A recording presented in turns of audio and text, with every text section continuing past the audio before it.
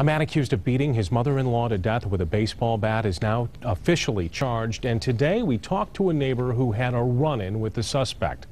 Mark Thompson has this report from Calhoun County.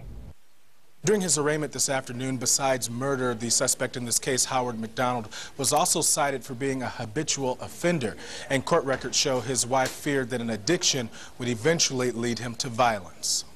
And while his final act may have ended with the murder of his mother-in-law, Howard McDonald's estranged wife paints a picture of an angry past and an addiction she says made him dangerous. Court records show she had filed for divorce and custody of the couple's one-year-old child.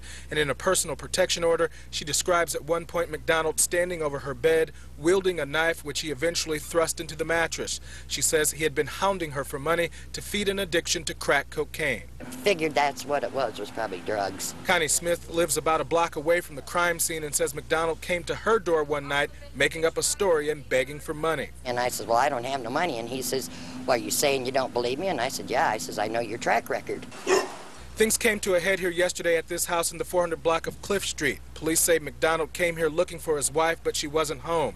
Confronted by his mother-in-law, police say McDonald hit 69-year-old Joan Roush in the head with a baseball bat, causing her death. They say he also assaulted Roush's husband, Robert. He's going to get what he deserves, and I hope he does. You are Howard McDonald, Jr.? I am. Arraigned today in district court, McDonald faces murder, home invasion, and assault charges, a habitual offender with a record spanning several counties.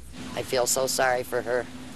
She lost her mother, and her dad had got hurt, and it's a bad thing. McDonald is being held without bond and is scheduled to make his next court appearance coming up on November 21st. In Battle Creek, Mark Thompson, 24-Hour News 8.